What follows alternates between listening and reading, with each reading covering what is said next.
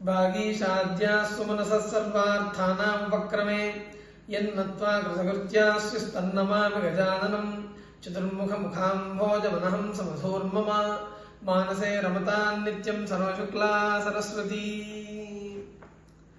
ఈరోజు గురు పూర్ణిమ. ఈరోజు పరాశర మహర్షికి వేదవ్యాస భగవానుల వారు అవతరించిన సుదినం.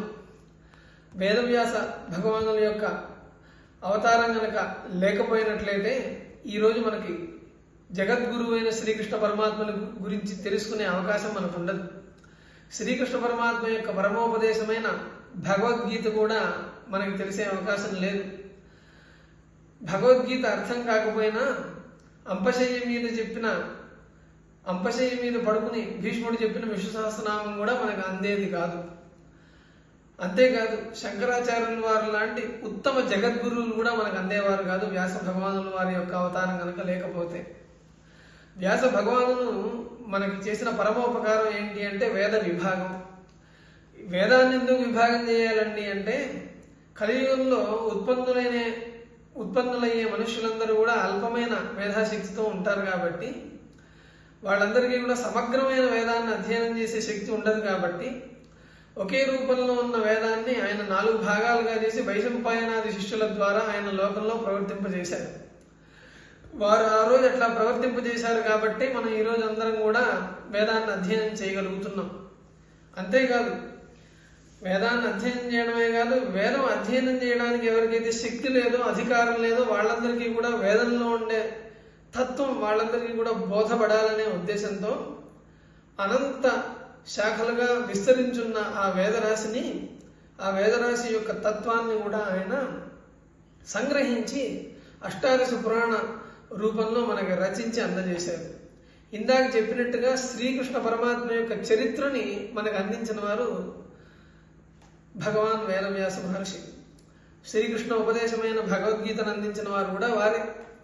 అంతేకాదు సమస్త ఉపనిషత్తులను అన్నింటినీ కూడా ఎవరు అధ్యయనం చేసే శక్తి లేని వాళ్ళే ఉంటారు కాబట్టి ఆ ఉపనిషత్తుల్లో అద్వైత పరబ్రహ్మను ప్రతిపాదించే వాక్యాలన్నింటినీ కూడా ఆయన వేరు చేసి బ్రహ్మసూత్ర గ్రంథాన్ని రచించారు. ఆ బ్రహ్మసూత్ర గ్రంథాన్ని రచించడం ద్వారా ఆయన మనకి మరో జగద్గురువును కూడా ఆయన మనకు అందించారు. ఆ బ్రహ్మసూత్ర గ్రంథాలకి శంకరాచార్యుల వారు వ్యాఖ్యానం రాసిన తర్వాత ఆ వ్యాఖ్యానాన్ని చూసి సంతసించిన వేదవ్యాస మహర్షులు శంకరాచార్యుల వారికి 16 సంవత్సరాల ఆయుర్దాయాన్ని పెంచారు.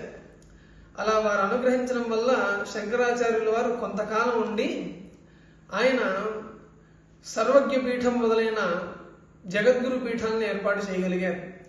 ఇట్లా లోకానికి జగద్గురువులను అందించిన వారు ఎవరు అంటే వేదవ్యాస భగవానుల వారు. అందుకనే ఈరోజు అనగా వ్యాస పౌర్ణిమ నాడు జగద్గురువులందరూ కూడా చాతుర్మాస్యానుష్ఠానార్థమై వ్యాసుల వారిని అర్చించడం అనేది పరిపాటి. అంతేకాదు వ్యాసాక్షతల్ని అందజేస్తారు, అంటే వ్యాస ప్రసాదాన్ని ఆ జగద్గురువులు అందజేస్తారు. అలా గురువులందరికీ గురువులైన జగద్గురువులకి పూజనీయులుగా ఉన్న వేదవ్యాస మహర్షి అవతరించిన సుదినం ఇది. ఈరోజు మనం వేదవ్యాస మహర్షితో పాటు ఆ గురు పరంపరని మనం ధ్యానం చేయడం, స్మరణ చేయడం, సంస్మరణ చేసుకోవడం అనేది మనకు అనాదిగా వస్తున్న పరిపాటి. అంటే దాంట్లో ఉన్న అర్థం ఏంటి అంటే ఎంత మేధా సంపన్నుడికైనా సరే ఒక విషయం అర్థం కావాలి అంటే ఆ విషయాన్ని వివరించి చెప్పే ఒక వ్యక్తి ఉండాలి. ఆ విషయాన్ని వివరించి చెప్పే వ్యక్తి ఎవరైనా అవ్వచ్చు కాక ఆ విషయాన్ని వివరించి చెప్పే వ్యక్తిలో వ్యాసుని యొక్క అంశం ఉన్నది, అనగా పరమ గురువు అయిన వ్యాసుని యొక్క అంశం ఉన్నది. అందుకని మనం కృతజ్ఞతాభావంగా ఈరోజు గురుస్మరణ చేసుకోవడం అనేది మనకి అనుచారంగా వస్తున్న ఒక పద్ధతి. గురువు యొక్క అనుగ్రహం లేనిదే ఏ పురుషుడు కూడా పూర్ణుడు కాదు. ఈ విషయాన్ని ఎప్పుడూ కూడా మనం త్రికరణ శుద్ధితో మనం నమ్ముతూ ఉండాలి. త్రికరణ శుద్ధితో ఎప్పుడూ కూడా గురుస్మరణ మనం చేస్తూ ఉండాలి. గురుస్మరణ కనుక మనం చేసినట్లయితే ఏంటి లాభం అంటే ఆపాదమౌళి పర్యంతం గురువునామ ఆకృతిం స్మరే తస్య విఘ్నాః ప్రణశ్యంతి సిద్ధ్యంతి చ మనోరథాః అని గురువు గారి యొక్క నఖశిఖ పర్యంతమైన ఆ తేజో రూపాన్ని కనుక మనం ధ్యానం చేసినట్లయితే సమస్త కార్యములు మనకు సిద్ధిస్తాయి. అంతేకాదు మనకు కలిగే విఘ్నములన్నీ కూడా మనకి పోతాయి. ఆశభౌతిక ఆధ్యాత్మిక ఆదిదైవిక విఘ్నాలన్నీ కూడా మనకి తొలగిపోతాయి. ఎందుకని తాపత్రయ వినాశాయ శివాయ గురవే నమః అని గురుగీత అనే గ్రంథంలో సాక్షాత్ పరమేశ్వరుడు పార్వతీదేవికి ఉపదేశం చేశారు. అట్లాగే మనం ఎక్కడ ప్రార్థన చేసినా సరే గురుర్ బ్రహ్మ గురుర్ విష్ణు గురుర్దేవో మహేశ్వర గురు సాక్షాత్ పరబ్రహ్మ తస్మై శ్రీ గురవే నమః అని ప్రార్థన చేస్తూ ఉంటాం. మనకి ఎవరైతే గురువు మన పూర్వపుణ్య వశం చేత మనకి లభించారో వారే చతుర్ముఖ బ్రహ్మ రూపంగా మనం ధ్యానిస్తూ ఉంటాం. కారణం ఏంటి అంటే ఆ గురు రూపంలో ఉన్న వ్యక్తి శిష్యుడికి విద్యను ఉపదేశం చేసి ఆ శిష్యుడికి అసలైన ఆకారాన్ని తీసుకొస్తారట. అందుకనే భర్తృహరి సుభాషితాల్లో విద్యానాం అనరస్య రూపమధికం ప్రచ్ఛన్నగుప్తం ధనం అని, విద్య అంటే ఏంటి అంటే మనిషికి ఉన్న ఒక అదనపు రూపం. ఆ విద్యను పురస్కరించుకుని ఈ వ్యక్తి ఇట్లాంటి వాడురా అని లెక్కిస్తూ ఉంటారట. అందుకని ఆ అదనపు రూపాన్ని మనకి సాకారం చేసి పెట్టే గురువు చతుర్ముఖ బ్రహ్మగా కీర్తింపబడుతూ ఉన్నాడు. ఆ గురువు ఉపదేశం చేసిన తర్వాత ఆ జ్ఞానాన్ని పొంది వీడు స్థితిని పొందుతూ ఉంటాడు. అలా జ్ఞానాన్ని పొంది వీడు పైకొస్తూ ఉన్న దశలో గురువు విష్ణు రూపంగా ఉన్నాడు అని మనం ఆ శ్లోకంలో ప్రార్థిస్తూ ఉన్నాం. గురుర్ బ్రహ్మ గురుర్ విష్ణు అని. పరిపూర్ణమైన జ్ఞానం పొందిన తర్వాత నేనే గురువుని, ఈశ్వరో గురురాత్మేతి మూర్తిభేద విభాగనే వ్యోమవద్ వ్యాప్తదేహాయ దక్షిణామూర్తయే నమః అనే శ్లోకంలో చెప్పినట్టుగా ఈశ్వరుడు, అట్లానే గురువు, వింటున్న శిష్యుడు, వీళ్ళ ముగ్గురు ఎవరు అంటే దక్షిణామూర్తి స్వామి రూపాలు అని ఆ శ్లోకంలో మనకు కీర్తించారు. అలాగా గురువు అనుగ్రహం ద్వారా సముత్పన్నమైన జ్ఞానము పూర్తిగా పొంది నేనే గురువుని నేనే బ్రహ్మను అనే విషయం ఎప్పుడైతే కలుగుతుందో, ఎప్పుడైతే లయించిపోతున్నాడో అప్పుడు గురువు ఈశ్వర రూపంగా ధ్యానం చేయబడుతున్నాడు. గురు దేవో మహేశ్వర అనే అక్కడ చెప్తున్నారు. అలా మనం బ్రహ్మ విష్ణు మహేశ్వర రూపంగా గురువును మనం కీర్తిస్తూ ఉంటాం. మనం ఏ గురువుల దగ్గర అయితే అధ్యయనం చేశామో వాళ్ళందరినీ ఈరోజు మనం తలుచుకోవాలి. ఆయా గురువులు గనక లేకపోయినట్లయితే మనకి ఈ మాత్రం చదువు కూడా వచ్చి ఉండేది కాదు. కాబట్టి వాళ్ళందరి అనుగ్రహం పొందడానికి ఈరోజు తప్పకుండా గురుస్మరణం మనం చేయాలి. ఇందాక చెప్పుకున్నట్టుగా వేదవ్యాసుల వారు, ఆ తర్వాత శ్రీకృష్ణ పరమాత్మ, ఆ తర్వాత శంకర భగవత్పాదాచార్యుల వారు, ఆ తర్వాత వారు స్థాపించిన సర్వజ్ఞాది పీఠాల్లో ఉన్న జగద్గురువులు, ముఖ్యంగా సర్వజ్ఞ పీఠాన్ని అధిష్ఠించిన జగద్గురుత్తముడైన శ్రీ చంద్రశేఖరేంద్ర సరస్వతి స్వామి వారిని కూడా మనం సంస్మరించాలి. వేదవ్యాసుల వారు ఎంతైతే ఉపకారం చేశారో చంద్రశేఖరేంద్ర సరస్వతి స్వామి వారు కూడా అంతే ఉపకారం చేశారు.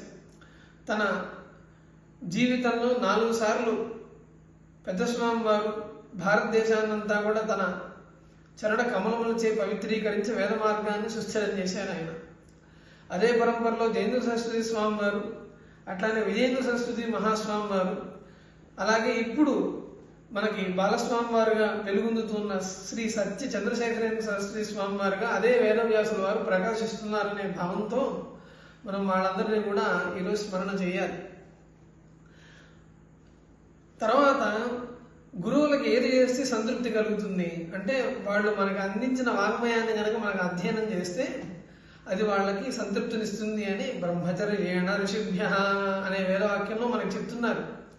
ఏ వేదవాంగ్మయాన్ని అయితే ఋషులు యుగాంత కాలంలో అంతర్ధానం చెందిన ఆ శబ్దరాశిని తపస్సు ద్వారా వాళ్ళు గ్రహించి, మంత్రద్రష్టలే గ్రహించి వేద పరంపరని స్థాపించారో ఆ ఋషుల్ని తలుచుకుంటూ వేదాధ్యయనం కనుక చేసినట్లయితే ఆ ఋషులను తీరుతుంది అని మనకి చెప్తూ ఉన్నారు. బ్రహ్మయజ్ఞంలో కూడా ఋషిదర్పణాల్లో కృష్ణ ద్వైపాయనాదయే మహర్షయ అని అక్కడ మొట్టమొదటిగా ఋషిదర్పణాన్ని అందుకునేవారు వేదవ్యాస భగవానుల వారే. అట్లా వేదాన్ని మనకి అనుగ్రహించారు. వేదం ఎందుకు అధ్యయనం చేయాలి అంటే విద్యతే అనేనేతి వేద, దీని ద్వారా పరమాత్మ తెలియబడుతూ ఉంటాడు కాబట్టి దీనికి వేదము అని పేరు. అందుకని వేదాన్ని అధ్యయనం చేయాలి. వేదాన్ని అధ్యయనం చేయడంతో పాటు వేదోక్తమైన కర్మానుష్ఠానాన్ని మనం చేయాలి. కర్మానుష్ఠానం ఎందుకు చేయాలి అంటే కర్మానుష్ఠానం చేసేవాళ్ళముగా మనం పుట్టాం కాబట్టి మనం చేయాలి. శ్రీమద్ భగవద్గీతలో శ్రీకృష్ణ పరమాత్మ, నాయన అర్జున, నువ్వు యుద్ధం మానేస్తా అంటున్నావు, యుద్ధం నువ్వు మానడానికి వీల్లేదు, నువ్వేమి ఇప్పుడు సన్యాస దశలో లేవు నాయన, నువ్వు ఇప్పుడు ప్రవృత్తి మార్గంలో నువ్వు ఉన్నావు అంటే వేదం చెప్పింది నువ్వు తప్పనిసరిగా చేసి తీరాలి. క్షత్రియుడికి ధర్మ పరిరక్షణ, శిష్ట పరిపాలనం, శత్రు నిబర్హణం అనే ఉత్తమ ధర్మాలు వేదం శాసించింది. కాబట్టి నువ్వు వేదం చెప్పిన మార్గాన్ని నువ్వు చేసి తీరవలసిందే, తస్మాత్ శాస్త్రం ప్రమాణంతే అని అక్కడ ఆయన ఉపదేశం చేశారు. అట్లా వేదం ద్వారా మనం పొందుతున్న లాభం ఏంటి అంటే, మనకి ఏ ఉత్తమ జన్మ అయిన మానవ జన్మ కలిగిందో ఆ మానవ జన్మ నుండి కిందికి దిగిపోకుండా ఉండడానికి మనం వేదోక్త కర్మానుష్ఠానం అనేది మనం చేస్తూ ఉండాలి. వేదోక్త కర్మానుష్ఠానం కనుక మనం చేసినట్లయితే మనకు ఉత్తమ లోకాలు కలుగుతాయి అని ప్రవృత్తి మార్గంలో ఉన్న, అనగా కర్మకాండలో ఉన్న వేదభాగం అంతా కూడా మనకు బోధిస్తూ ఉంటుంది. నువ్వు ఫలానా యాగం చేసినట్లయితే నీకు ఆ స్వర్గం కలుగుతుంది అని యజ్ఞానుష్ఠానాన్ని చేయమని వేదం బోధిస్తూ ఉంటుంది. యజ్ఞానుష్ఠానం చేయడం అంటే ఏంటి అంటే, విరాట్ పురుషుని యొక్క అవయవాలైన ఇంద్రాది దేవతలను పూజించడమే యజ్ఞానుష్ఠానంలో పరమ తాత్పర్యం. అంతకంటే విశేషం ఏమీ లేదు. అలాగా ఆ యజ్ఞానుష్ఠానాన్ని విధించే వేదభాగం కర్మకాండగా మనకు వెలుగొందుతూ ఉన్నది. ఆ కర్మకాండ విధించే యజ్ఞానుష్ఠానాన్ని మనం శ్రౌతము అని మనం పిలుస్తూ ఉన్నాం. అంటే ఎందుకు శ్రౌతము అనే మాట అన్నామంటే, మనకి సాక్షాత్తు ప్రత్యక్షంగా వినిపించే వాక్యాల ద్వారా ఫలానా యాగాల్ని చేయాలి, జ్యోతిష్టమైన స్వర్గకామయ చేత అనే ప్రత్యక్ష వాక్యం చేత మనం ఆ యాగాన్ని చేయాలి అని మనకు అక్కడ చోదన కలుగుతోంది. కాబట్టి ప్రత్యక్ష శృతులు కలిగినవన్నీ కూడా శ్రౌతములు అని మనకి ఒక వ్యవస్థ చెప్పారు. ఇక ఆ తర్వాత అనుమాన ప్రమాణం ద్వారా శృతుల్ని తెలుసుకుని తద్వారా అనుష్ఠానం చేయడం ఏదైతే ఉందో అది స్వార్థ కర్మకు సంబంధించింది అని మరో వ్యవస్థ చేశారు. ఉపనయనం చేసుకోవాలి, వివాహం చేసుకోవాలనే విషయాలన్నీ కూడా స్మృతుల్లో స్పష్టంగా చెప్పబడి ఉన్నాయి. స్మృతుల్లో స్పష్టంగా చెప్పబడి ఉన్నాయంటే అర్థం ఏంటి? ఆ స్మృతుల్ని రాసిన మహర్షులకి తద్విధాయకములైన శృతులన్నీ కూడా వాళ్ళకి తెలిసి ఉండవచ్చు అని అనుమాన ప్రమాణం ద్వారా, అనుమేయ శృతుల ద్వారా మనం తెలుసుకుంటున్నాం. కాబట్టి స్మృతుల ద్వారా ఆ అన్నింటికీ కూడా స్మార్థము అని ఒక వ్యవహారం వస్తుంది. అలాగే మనకి వేదములో ఉండే అసలు తత్వాన్ని బోధ చేయడానికి గాను మనకి దర్శనములని పేరుతో ఉన్న శాస్త్రములన్నీ కూడా అవసరపడుతూ ఉన్నాయి. ఒక్కో దర్శనం ఆ దర్శనంలో చెప్పిన విధంగా మనకి వేదంలో ఉండే తత్వాన్ని మనకు తెలియజేస్తూ ఉంటుంది. ఉదాహరణకు మీమాంస తీసుకుంటే వేదవాక్యానికి ఇలానే అర్థం చెప్పాలి అని మనం మీమాంస ద్వారా తెలుసుకుంటాం. ఇలానే ఈ శబ్దాన్ని ప్రయోగించాలి, ఉచ్చరించాలనే విషయాన్ని వ్యాకరణ శాస్త్రం ద్వారా మనం తెలుసుకుంటాం. ఇలానే ఈ విషయాన్ని నిర్దుష్టమైన లక్షణంతో చెప్తాము అనే విషయం మన తర్కశాస్త్రం ద్వారా మనం తెలుసుకుంటూ ఉంటాం.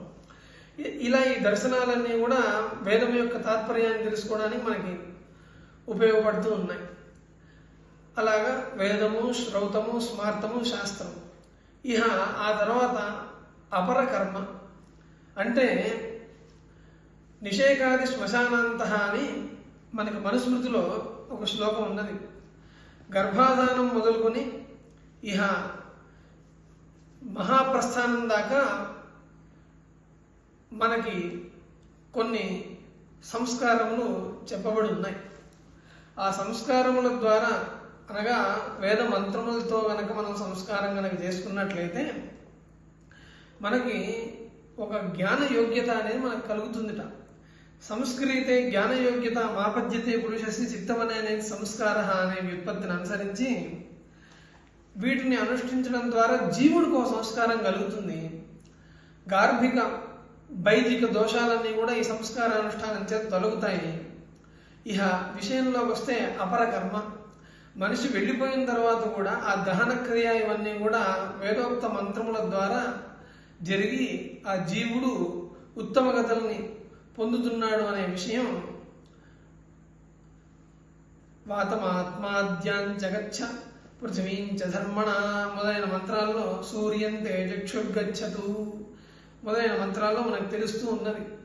అట్లా మనకి ఇవన్నీ కూడా మన అభివృద్ధికి ఇవన్నీ కూడా మన గురువులందరూ కూడా అందించారు. వాళ్ళ యొక్క అనుగ్రహం చేత మనం వీటన్నింటినీ కూడా మనం తెలుసుకుంటూ ఉన్నాము. అందుకని ఈ గురు పౌర్ణమి నాడు వాళ్ళు అందించిన గ్రంథాలని మనం యథాశక్తి పారాయణ చేసుకోవడం, కృతజ్ఞతగా వాళ్ళని స్మరించుకోవడం వల్ల మనకి సమస్త కార్యాలు ఈడేరుతాయి, సమస్త విఘ్నములు కూడా తొలగిపోతాయి, అందరికీ కూడా పరిపూర్ణమైన గురు అనుగ్రహం తప్పకుండా కలుగుతుంది అనే విషయాన్ని తెలియజేస్తూ విరమిస్తున్నాను. హర హర నమః పార్వతీపతయే హర హర మహాదేవ.